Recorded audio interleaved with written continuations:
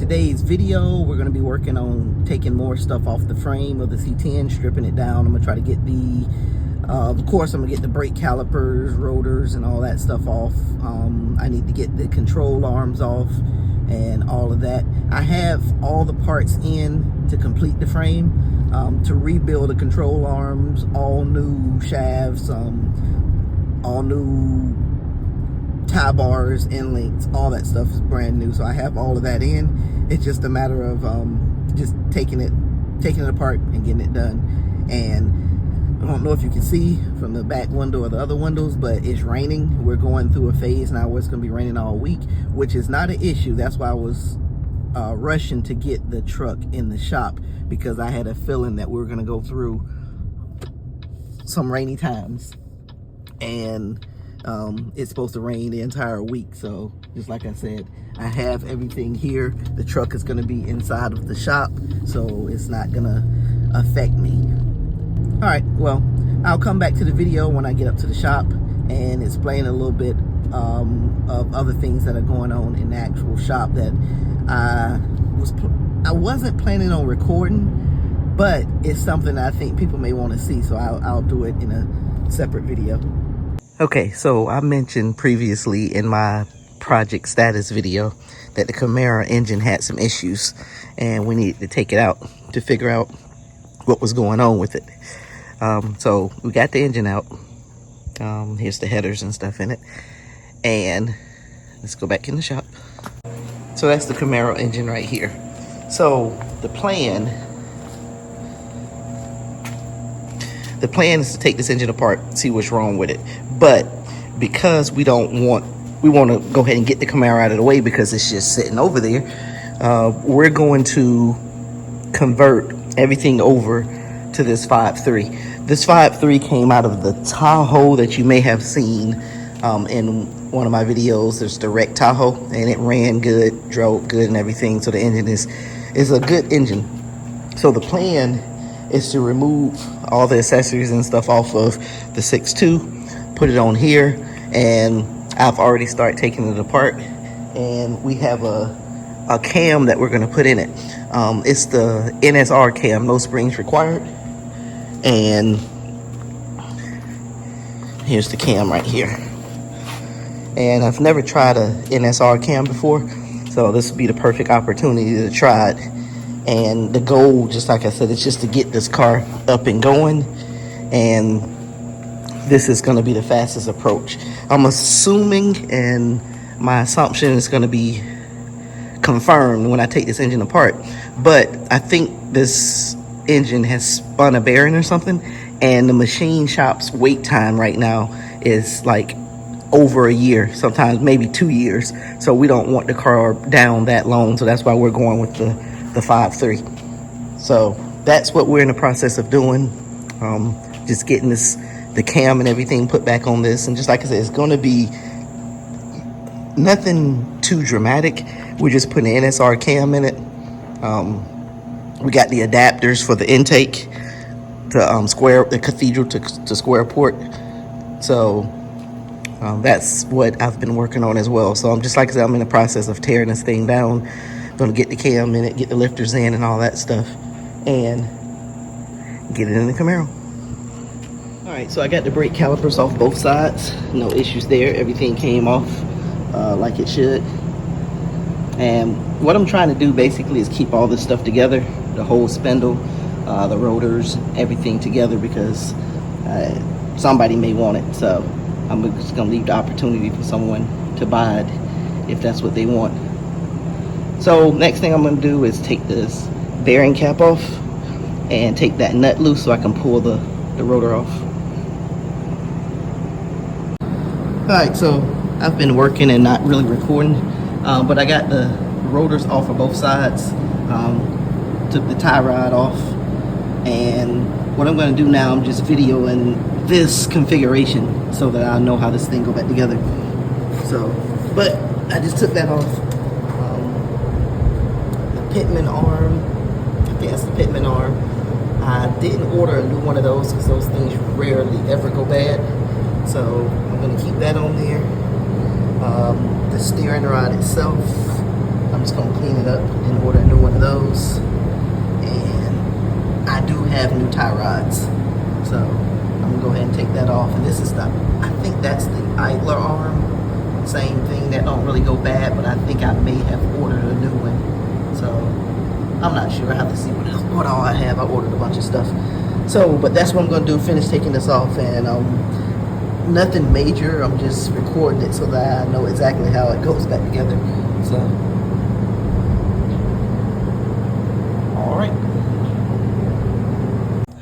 all right, ran into my first issue. I got the ball joint popped out, but the castle nut won't come off any further because the whole thing is spinning. So I'm gonna have to get the grinder in there and cut it out. All right, so came to my second struggle. I was able to get the top ball joint out just by screwing it out. It came out pretty easy. I thought I was gonna have to cut it, but I didn't. But I ended up having to cut the bottom. Got the head cut completely off. You see right there. And now this part is stuck. It won't come up out of here. I got my pickle fork stuck in there. So trying to figure out a way to get this thing off now. I might try to see if I can find a rod to go down in there and just hit on the top of it. See if I can knock that down some, which I doubt it, but that's my only choice right now. So let me figure out something and I'll come back to the video. Alright, so I finally got it off using the pickle fork.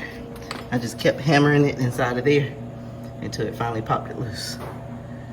Alright, so before I even go on the other side, I'm gonna go ahead and try to pop the spring out this side, take the shock off, and try to get this side all taken apart. Alright, spring is out, shock is off, and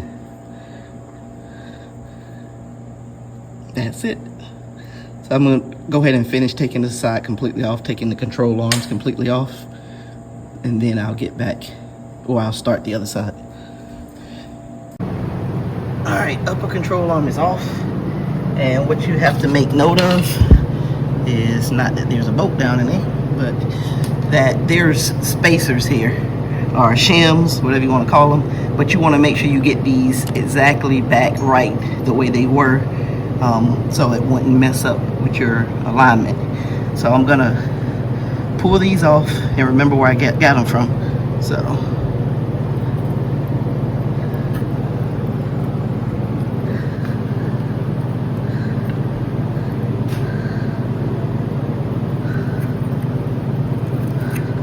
alright, so I know that there's 4 driver side front, and I'm gonna write this down and I'll come back to the video.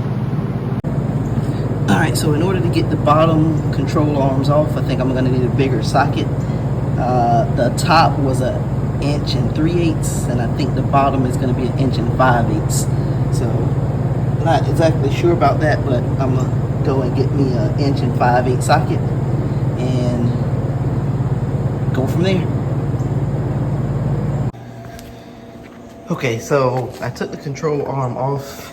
I still couldn't find 1 5/8 inches socket, but what I did is there's U-bolts that hold that in, and I just disconnected the U-bolts in there right over there and dropped that off. So I'm probably going to do the same with the other side, because I went to try to find a 1 5/8 inches, but I couldn't find one. So I don't want that to hold me up, and I definitely want to get these control arms off today, and that way I can work towards the back of the frame.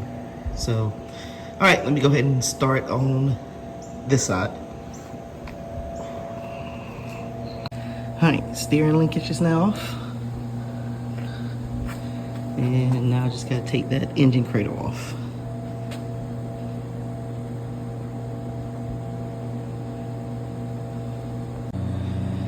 All right, I wasn't gonna do it, but I guess I'm gonna go ahead and start taking the rear end off in this video also.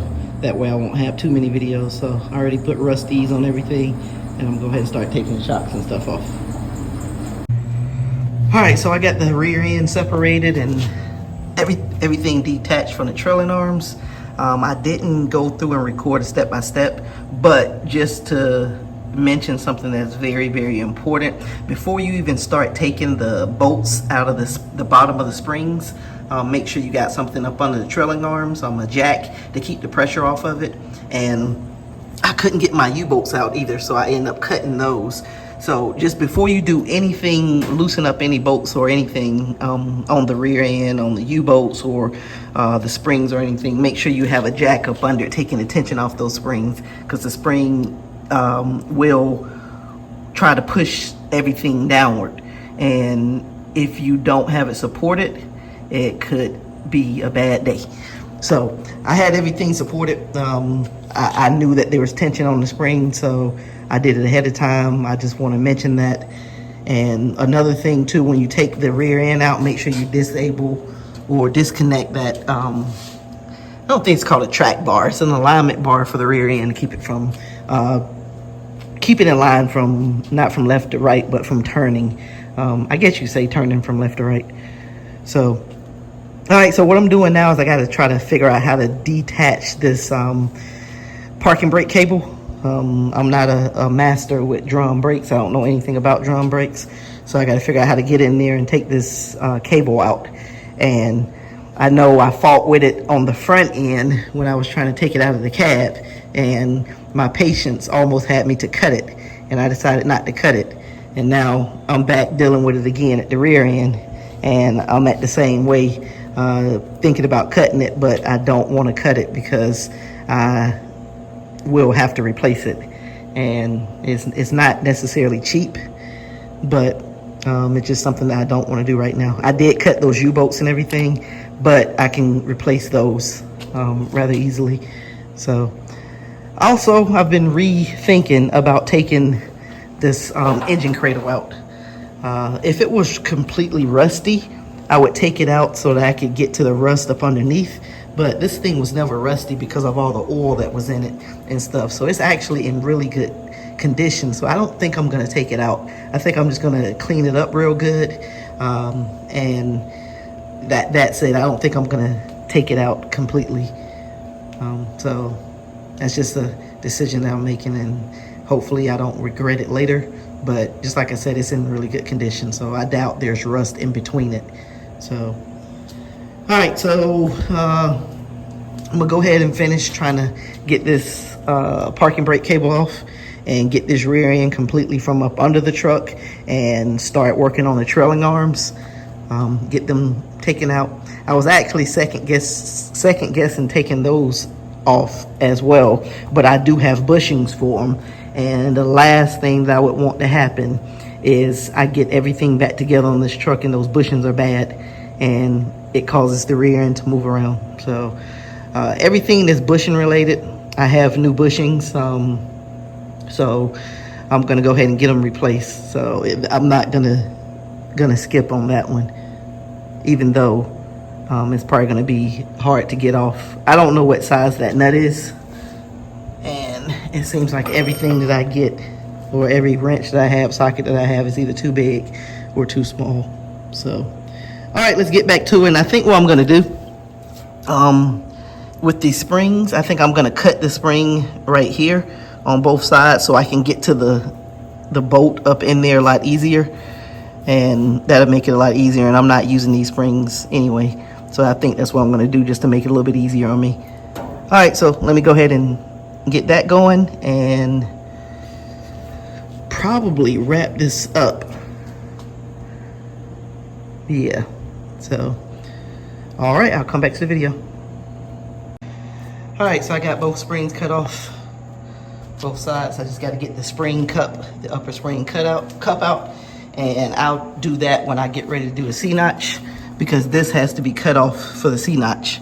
And I'll, that's the spring cup right there. So I'll take care of that in the video where I do the C-notch. And for this video, I think we're gonna go ahead and wrap it up. All right, so I know this video ended up being kind of long because I had some footage in there of what I'm doing with the engine out of the Camaro. But overall, you see we got a lot done to the C10 frame. Got the control arms off, upper lower on both sides. We got the springs out the back, got the rear end removed, and we're just getting everything ready so I can finish wire wheeling the what's left on the frame and go ahead and get ready to prime it and paint it. But I want to get the control arms and all that cleaned up, the rear end cleaned up, because when I paint it, I want to paint everything at the same time. So I'm probably not going to have a video of me cleaning up the control arms or anything. I will have a video of me rebuilding them with new bushings and things like that, but I won't have a video of me cleaning it up. All I'm doing is just wire wheeling everything and just getting it ready for paint. So I probably won't record that. But thanks for watching. Click on that subscribe button if you haven't. Click that notification bell, and I'll see you in the next video.